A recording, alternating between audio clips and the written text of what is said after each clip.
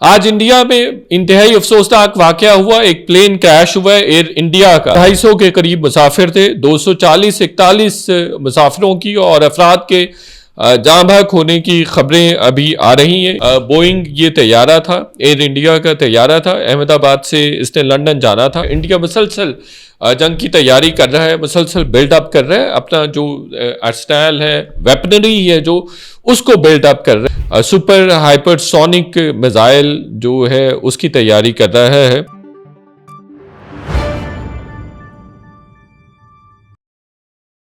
अस्सलाम वालेकुम नाज़रीन, मैं हूं शाहिद मितला। आप मेरा वीलॉग देख रहे हैं। आज 12 जून 2025 है। आज इंडिया में इंतहाई अफसोसनाक वाकया हुआ। एक प्लेन क्रैश हुआ है एयर इंडिया का, जिसमें कोई 250 के करीब मुसाफिर थे। 240-41 मुसाफिरों की और अफराद के जाँ बहक होने की खबरें अभी आ रही हैं। एक बहुत बड़ी ट्रेजिडी कहा जा रहा है। 787 बोइंग ये तैयारा था, एयर इंडिया का तैयारा था। अहमदाबाद से इसने लंदन जाना था और टेक ऑफ करने के चंद मिनट के बाद ही ये क्रैश कर गया। काफ़ी बड़ा सानिया करार दिया जा रहा है इसको, और पूरी दुनिया से कंडोलेंसेस के मैसेजेस भी आ रहे हैं। प्राइम मिनिस्टर शहबाज शरीफ ने भी इस वाक़े पर दुख का इजहार किया है और इंडिया के प्राइम मिनिस्टर और उनकी अवाम के साथ दिली हमदर्दी का भी इजहार किया है। इसी तरह से साबिक वज़ीर आज़म नवाज शरीफ ने भी बड़ा अच्छा जेस्चर दिया और उन्होंने भी प्राइम मिनिस्टर मोदी और उनकी अवाम के साथ इस वाक़या पर ताज़ियत भी की है और दिली हमदर्दी का इजहार भी किया है। एक तरफ पाकिस्तानी क़यादत का कंडक्ट ये है और दूसरी तरफ इंडिया क्या कर रहा है। इंडिया मुसलसल जंग की तैयारी कर रहा है, मुसलसल बिल्डअप कर रहा है। अपना जो अर्सनल है, वेपनरी है जो, उसको बिल्डअप कर रहा है। जदीद हथियार इंडक्ट कर रहा है, जदीद हथियारों की परचेजिंग कर रहा है दुनिया भर से। और अभी एक जो जदीद सुपर हाइपरसोनिक मिसाइल जो है उसकी तैयारी कर रहा है। और ये सुपर हाइपरसोनिक मिसाइल जो है इसको ETLDHCM कहा जाता है। ये कोई 1500 किलोमीटर इसकी रेंज है। 11,000 किलोमीटर फी घंटा की रफ्तार से ये अटैक कर सकता है और बहुत लेटेस्ट ये वेपन है, बहुत लेटेस्ट ये मिसाइल है। ये एटमी वॉरहेड 1000 टन से लेके 2000 टन तक एटमी वॉरहेड जो है वो कैरी कर सकता है। और अगर ये मिसाइल बनाने में कामयाब हो जाता है, जो कि तैयारी कर रहा है प्रोजेक्ट विष्णु के नाम से, जो प्रोजेक्ट है उसमें उसके तहत की मिसाइल तैयार किया जा रहा है।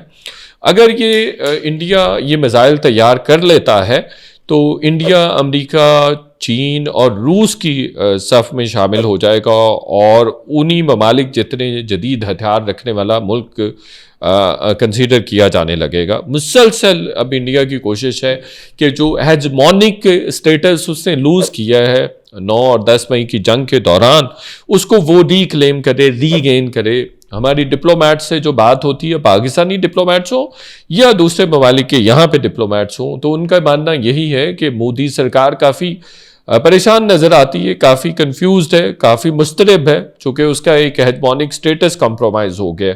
तो एक जो रीजनल गुंडागर्दी वाला स्टेटस था वो कॉम्प्रोमाइज़ हुआ है और वो उसको किसी भी सूरत दोबारा हासिल करने की कोशिश करेगा। इसलिए मुसलसल वेपन वो इंडक्ट कर रहा है, वेपन बनाने की कोशिश कर रहा है। अब ये जो मिसाइल है जदीद सुपर हाइपरसोनिक मिसाइल, इसमें ये तीनों जगहों पे अटैक कर सकता है। ये फ़ज़ा में भी अटैक कर सकता है, ये समंदर में भी अटैक कर सकता है, ये ज़मीन से फ़ज़ा में भी अटैक कर सकता है। इतना लेटेस्ट है और इसको गेम चेंजर मिसाइल भी कहा जा रहा है। डेफिनेटली अगर इस तरह का मिसाइल, इस तरह का वेपन आ जाता है इंडिया के पास तो ये उसकी एक बहुत बड़ी कामयाबी होगी और उसको गेम चेंजर तो इंडिया कह रहा है, लेकिन इसका नुकसान रीजन में ये होगा कि रीजन में बाकी ममालिक भी कोशिश करेंगे कि हम इंडिया की बराबरी करें।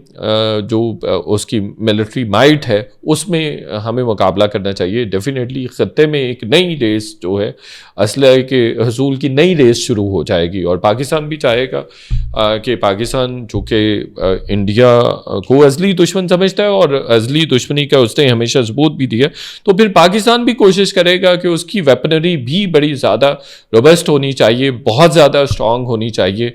तो वो भी डेफिनेटली अपनी स्पेंडिंग बढ़ाएगा, अपना डिफेंस बजट बढ़ाएगा, और ख़त्ते के बाकी ममालिक भी जो इंडिया से ख़तरा महसूस करते हैं, जैसे बांग्लादेश है, बांग्लादेश के साथ आजकल इंडिया के हालात बहुत ज़्यादा ख़राब है, ख़ास तौर पर हसीना वाजिद को लेके, हसीना वाजिद की स्पीचेस को लेके बांग्लादेश ने फॉर्मली रिक्वेस्ट भी की थी इंडिया को कि आप जो हसीना वाजिद की जो स्पीचेस हैं या जो उनके इक़्तिबासात हैं उनको रिमूव कर दें, लेकिन उन्होंने नहीं, इंडिया ने नहीं किया, वो बैन करने के लिए उसको तैयार नहीं। और फिर इसी तरह से बांग्लादेश ने उनकी, जब हसीना वाजिद यहाँ से बांग्लादेश से फ़रार हुई तो तब भी उन्होंने हवालगी का भी मुतालबा किया था जिसको डिक्लाइन कर दिया था।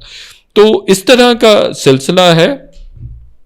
मोदी इसलिए भी ये बिल्डअप करना चाहेगा, इसलिए भी रीगेन करना चाहेगा कि बेसिक पर्पस तो पहले भी जो जंग उसने शुरू की और 22 अप्रैल का एक फ्लैगशिप फॉल्स फ्लैग ऑपरेशन किया उसने, तो उसका मकसद ये था कि मोदी एक न्यू लाइफ लेना चाहता था। ये अगर ये ऑपरेशन कामयाब हो जाता, वो न्यू लाइफ लाइन होती डेफिनेटली मोदी के लिए, चूँकि बीजेपी की ये रवायत रही है कि जब कोई 75 के करीब सियासतदान पहुँचता है तो उसको रिटायर कर दिया जाता है। लेकिन अगर मोदी ये जंग जीत जाता तो वो उसकी जो रिटायरमेंट वाली एज है या जो लिमिट है या जो कैप है वो अप्लाई ना हो सकती उस तरह से। इंडियन अवाम भी चाहती, बीजेपी भी चाहती, और वैसे भी इंतहा पसंद हिंदू भी चाहते कि हमें मोदी ही चाहिए, और इस सूरत में मोदी का मुस्तकबिल रोशन होता। लेकिन इस जंग की शिकस्त के नतीजे में मोदी का मुस्तकबिल बहुत ही तारीक है, और मोदी वो कोशिश करेगा कि वो अपना जो मुस्तकबिल है, उसको सियासी मुस्तकबिल है, उसको महफूज बनाए, उसको रीगेन करे और एक न्यू लाइफ ले, सियासी नई ज़िंदगी उसको चाहिए। और उसके लिए वो ज़रूर ये मेक श्योर करेगा कि वो दोबारा अटैक करे पाकिस्तान पे, दोबारा अटैक करे, दोबारा जंग जीतने की कोशिश करेगा, दोबारा पाकिस्तान को बुरी तरह से नुकसान पहुंचाने की कोशिश करेगा। तो लेकिन पाकिस्तान डेफिनेटली प्रिपेयर्ड है फॉल्स फ्लैग ऑपरेशन करने की, चूँकि इंडिया की तारीख रही है। अब वेस्ट भी उस तरह से बाय नहीं कर रहा है इंडिया के मौक़िफ़ को टेररिज्म के हवाले से भी। जैसे जयशंकर है, वो अब यूरोपीय यूनियन के लीडर्स से, यूरोपीय यूनियन के मुख्तलिफ स्टेक होल्डर्स के साथ ब्रसल्स में मुलाकातें कर रहे हैं पिछले 3 दिन से। आज उनकी फ्रेंच प्रेसिडेंट मैक्रॉन से भी मुलाकात हुई है, उसमें भी उन्होंने जो प्रेस स्टेटमेंट जारी की है, जो इंडिया ने जारी की, जो फ्रांस की जो प्रेस रिलीज़ है वो डिफरेंट है, जो इंडिया ने जारी की उसमें उन्होंने ज़बरदस्ती टेररिज्म को घुसाया हुआ है। अच्छा, ये जो 22 अप्रैल वाला वहाँ पे वाक़या हुआ है कश्मीर में, और जिसको बुनियाद बना के वो हमला आवर हुआ, तो इस तरह के कश्मीर में एक छत्ती सिंह गढ़ का भी एक इंसिडेंट 20 मार्च 2000 में हो चुका है, जब क्लिंटन ने इंडिया को विज़िट करना था। तो वहाँ पे कोई सिखों के ख़िलाफ़ एक ऑपरेशन किया गया, और मैसाकर भी उसको कहा जाता है, छत्ती सिंह मैसाकर भी कहा जाता है। तो उसमें कोई 35 के करीब सिखों को मार दिया गया था। तो उसका इल्ज़ाम भी पाकिस्तान पर लगा दिया गया था। और जब जो अमेरिकन जो इदारे हैं, तहकीकाती इदारे हैं, जब उन्होंने तहकीक की तो पता चला कि ये इंडिया ने खुद करवाया है, सिर्फ क्लिंटन की हमदर्दियाँ हासिल करने के लिए और पाकिस्तान पर इसका इल्ज़ाम लगाने के लिए और पाकिस्तान को मलाइन करने के लिए ये सारा वाक़या किया गया। तो इंडिया की ये तारीख़ रही है इस तरह के ऑपरेशंस करने की और सियासी गेन के लिए इस तरह की चीज़ें करने की, जो कि उनकी अपनी आवाम के साथ भी धोखा है। तो जो मुलाकातें जयशंकर की हो रही हैं यूरोपीय यूनियन में, उनको ऐसा इतनी ज़्यादा पसीराई नहीं मिल रही। जैसे कल भी मैंने बताया था कि कल उन्होंने एक प्रेस कॉन्फ्रेंस की, काजा जो टॉप डिप्लोमेट हैं यूरोपीय यूनियन की, उनके साथ, तो उन्होंने भी जब इन्होंने पाकिस्तान का नाम लिया तो उन्होंने नागवारी का एक तरह से इजहार किया, एक्सप्रेशन ऐसे दिए कि वो बाय ही नहीं कर रहे हैं इंडिया का जो मौक़िफ़ है। और सबको नज़र आ रहा है कि पाकिस्तान दहशतगर्दी में पार्टनर ज़रूर है वेस्ट का, और उसने सफ़र भी किया, इसी वजह से विक्टिम भी है सबसे बड़ा, तो लेकिन वो किसी भी तरह से मुहर्रिक नहीं हो सकता है। दूसरी दूसरी चीज़ ये भी है कि अब जयशंकर को जो इंटरेस्टिंग चीज़ है दोबारा लॉन्च किया गया है, जो कि पिछले कुछ अर्से में हमने देखा कि बड़ा सबड्यूज सा रोल था जयशंकर का। हालांकि उनके मिनिस्टर एक्सटर्नल अफेयर्स हैं और उनको कहा जाता है बड़े ज़बरदस्त डिप्लोमेट हैं, तो लेकिन इस पूरे क्राइसिस ने ये साबित किया है कि वो बहुत टॉप डिप्लोमेट बिल्कुल भी नहीं है, बहुत अच्छे डिप्लोमेट बिल्कुल भी नहीं है। वो चर्ब ज़बान ज़रूर हैं और उनका एक और भी उनके आपस के भी इख्तलाफात थे, जैसे जो MFA है, मिनिस्ट्री ऑफ एक्सटर्नल अफेयर्स, वो डील ही नहीं करती पाकिस्तान को डील करता है PMO, प्राइम मिनिस्टर ऑफिस, और Ajit Doval national security adviser है इंडिया के, मोदी के करीब हैं, और पाकिस्तान के हवाले से जो भी पॉलिसी है, जो भी इंगेजमेंट है, जो भी सिलसिला होता है, डिसीजन मेकिंग होती है, वो अजीत डोवल करता है, अजीत डोवल और मोदी करते हैं, तो जयशंकर नहीं करते। तो जयशंकर का और अजीत डोवल का इस पे इख्तलाफ भी है, काफ़ी ज़्यादा इख्तलाफ भी है। तो ये जो इख्तलाफ है, ये उनका आपसी इख्तलाफ है, जिसकी वजह से मीडिया में हेडलाइंस भी बनती रहीं दोनों के इख्तलाफात की वजह से। तो ये भी कहा जाता है कि इन दोनों के इख्तलाफात की वजह से उनके जो फॉरेन अफेयर्स हैं उनको बहुत ज़्यादा नुकसान हो रहा है, लेकिन डेफिनेटली इसका पाकिस्तान को फ़ायदा हो रहा है। तो जो इंडिया का अभी वाला बिल्डअप है वो किसी भी सूरत इस रीजन के लिए सूटेबल नहीं है। मुसलसल पाकिस्तान एक बात कर रहा है, बिलावल लड डेलीगेशन भी मुसलसल ये बात कर रहा है कि हम इंडिया को हर लेवल पे इंगेज करना चाहते हैं, लेकिन इंडिया इंगेज होने के लिए तैयार नहीं है। हम इंडस वाटर ट्रीटी से लेके कोई भी टेररिज्म तक हर इशू पे बात करना चाह रहे हैं।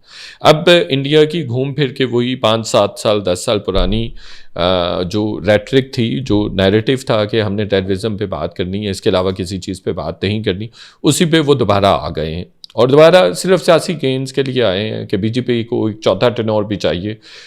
तीसरा टेनोर है मोदी का अभी, तो उन्होंने सत्यानाश कर दिया। एक जो सेकुलर इंडिया था उसका फेस उन्होंने डिस्ट्रॉय कर दिया, उसको डीफेम कर दिया, डीफॉर्म कर दिया। तो लेकिन अब उनको चाहिए कि चौथा जो इरा है, चौथा रजीम भी चाहिए, चौथी हुकूमत भी चाहिए। तो वो उनके लिए चैलेंज है बहुत बड़ा, और वो चाहते हैं कि पाकिस्तान के साथ जंग लड़के, पाकिस्तान के साथ हालात ख़राब करके वो जो अपना चौथा रजीम है, ये चौथी हुकूमत है, उसको वो हासिल करें।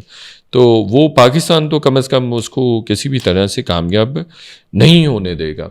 फिर G7 के आप देखिए कि इंडिया के ख़िलाफ़ दुनिया भर में इतनी ज़्यादा नफ़रत है कि हर जगह मोदी के ख़िलाफ़ मुज़ाहरे हो रहे हैं। अभी G7 समिट के हवाले से भी वहाँ के जो कनाडा के सिख हैं उन्होंने अनाउंस किया कि हम भरपूर मुज़ाहरे करेंगे, मोदी यहाँ पे आए, मोदी को जवाब देना पड़ेगा। जो उन्होंने निजर जो सिख रहनुमा थे उनको कत्ल करवाया, ये प्रूवन है। और जस्टिन ट्रूडन जो साबिक वज़ीर-ए-आज़म थे कनाडा के, उन्होंने तो प्रूफ वगैरह दे दिए थे इंडिया को, और अभी भी हालात काफ़ी ख़राब थे। और जो G7 समिट का मोदी को इन्वाइट नहीं मिल रहा था, तो काफ़ी ज़्यादा उसके पीछे डिप्लोमेसी इन्वॉल्व रही और काफ़ी ज़्यादा उन्होंने भाग दौड़ की इंडिया ने। तो उसके बाद जाके मोदी को G7 समिट का इनविटेशन एक्सटेंड हुआ, और उस पे भी काफ़ी सारे चैलेंजेस हैं। अब जो सिख हैं वहाँ पे कनाडा में, उनका ये कहना है कि मोदी अगर यहाँ आएगा तो उनके ख़िलाफ़ भरपूर मुज़ाहरे होंगे, और उनको जवाब देना पड़ेगा कि उन्होंने कैसे उनके सिख रहनुमाओं को ना सिर्फ कनाडा में बल्कि दुनिया भर में कत्ल करवाया। तो ये खुल्लम खुल्ली दहशत गर्दी है। ये ट्रांसनेशनल असैसिनेशन का जो सिलसिला है, इससे बड़ी दहशत गर्दी कोई नहीं हो सकती। इससे बड़े इंटरनेशनल जो लॉज हैं, रूल्स हैं, उनकी वायलेशन नहीं हो सकती। तो इंडिया के लिए अब इंटरनेशनली बहुत ज़्यादा चैलेंजेस हैं, ख़ास तौर पर ये जो ड्रिल की है, एक तो ट्रांसनेशनल असैसिनेशंस वाली, दहशतगर्दी वाली कि फ़ॉरेन लैंड पे जाके मुसलसल दहशतगर्दी करना, और फिर ये जंग मुसल्लत करना, ख़ित्ते पे पाकिस्तान के ख़िलाफ़ जंग मुसल्लत करना। तो इसकी वजह से इंटरनेशनल कम्युनिटी अब बहुत ज़्यादा इंडिया को अवॉइड कर रही है, बहुत ज़्यादा नाराज़ नज़र आती है। Thank you.